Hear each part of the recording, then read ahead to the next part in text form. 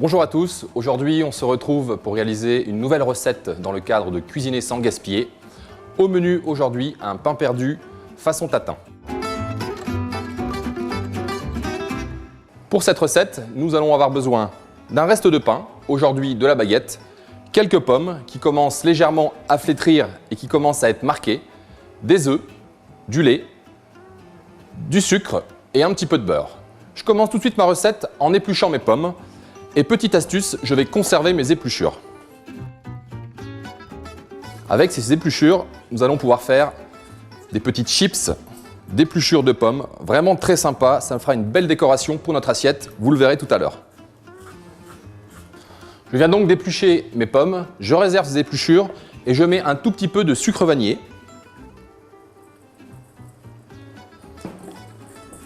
Je mélange légèrement. Et je vais disposer ces épluchures sur une plaque pour les passer au four à 120 degrés pendant environ 1 heure, juste pour les faire sécher.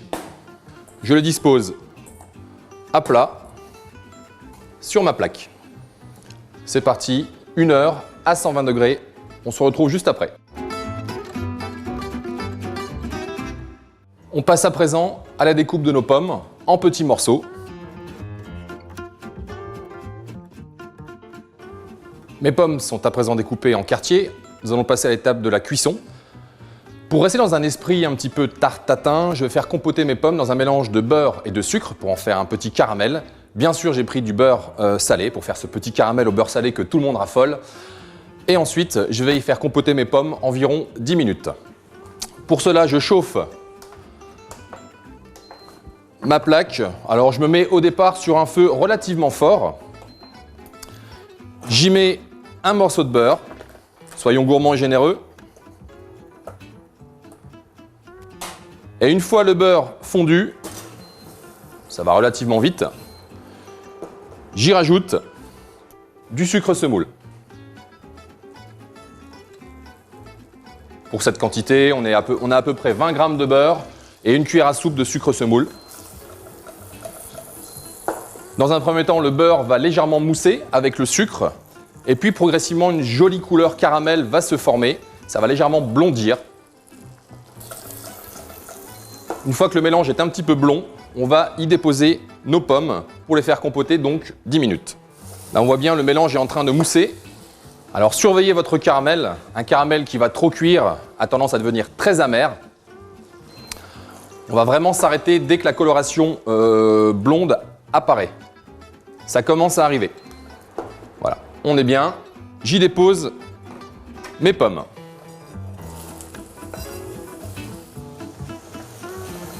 Je réduis mon feu, je me mets à feu moyen pendant 10 minutes. Je profite que mes pommes sont en train de compoter dans ce mélange beurre et sucre pour préparer mon pain perdu. Aujourd'hui, on va travailler avec un reste de baguette, mais on aurait pu aussi décliner cette recette avec plein de variantes. Par exemple, une brioche perdue ou des pains aux céréales sous différentes formes.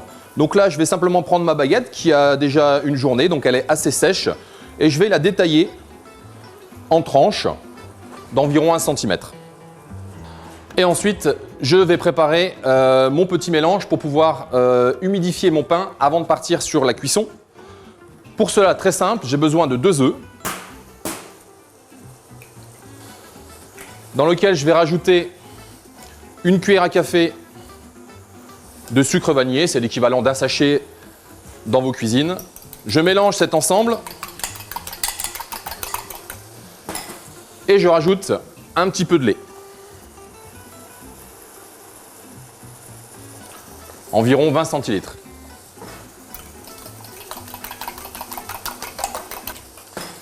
Et je vais déposer cette préparation dans un plat pour ensuite venir y déposer mes tranches de pain qui vont absorber ce mélange. Et on va tourner ces tranches 2-3 fois. On va laisser imbiber le pain pendant 5 à 10 minutes. L'objectif, c'est d'avoir une consistance relativement moelleuse. On n'a plus qu'à passer en cuisson sur le pain. Retour sur les pommes. La cuisson est terminée, on a une belle couleur caramel. Je vais les réserver pour les laisser refroidir pour le dressage. Voilà. Et on va pouvoir partir sur la cuisson du pain. Donc encore une fois, vérifiez que le pain soit bien mou, bien imbibé de notre préparation. Juste avant la cuisson, je vais légèrement égoutter mes tranches de pain pour retirer l'excédent. Et ensuite, nous allons les poêler dans une poêle avec un tout petit peu de beurre. Voilà. Je les dépose. 2-3 minutes juste pour égoutter. Et je chauffe ma poêle. Ma poêle est chaude. J'y dépose un petit morceau de beurre salé de nouveau. Petit rappel à la Normandie. Juste pour tapisser le fond de ma poêle. Et ensuite, je viens déposer mes tranches de pain. Alors on est sur un feu moyen. Il ne faut pas aller trop vite. On est parti sur 5 minutes de cuisson. La cuisson est bientôt terminée. Pour avoir un petit côté moelleux à l'intérieur et croquant à l'extérieur, j'aime bien rajouter une toute petite pincée de sucre juste à la fin de la cuisson. Ça va légèrement caraméliser le dessus du pain et apporter ce petit croquant à l'extérieur.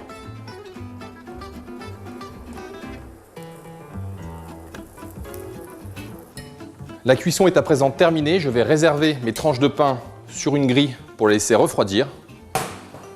Et on se retrouve juste après pour le dressage.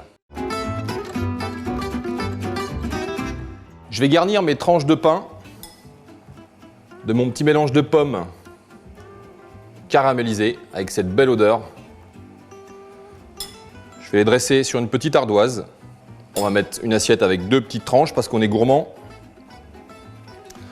Je décide de rajouter, pour ce côté Normandie, gourmandise, un petit peu de crème fouettée. Moi j'ai pris un siphon pour faire une chantilly. À la maison, vous pouvez fouetter une crème de façon classique ou une bombe de chantilly. Juste pour y déposer une petite fleur.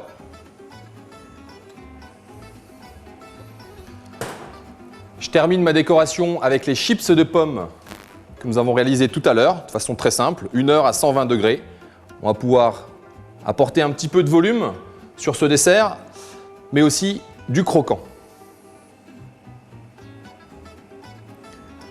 Et bien sûr, à la maison, vous avez tout loisir de mettre une petite boule de glace juste à côté.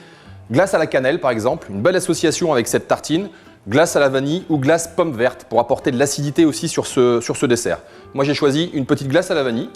Juste une petite quenelle qu'on dépose délicatement. Et pour apporter aussi ce croustillant sur la glace, j'y dépose une petite poudre de spéculoos. Voilà donc la recette du jour. Un pain perdu façon tatin. Je vous souhaite une belle réalisation, une belle dégustation et à bientôt pour une autre recette.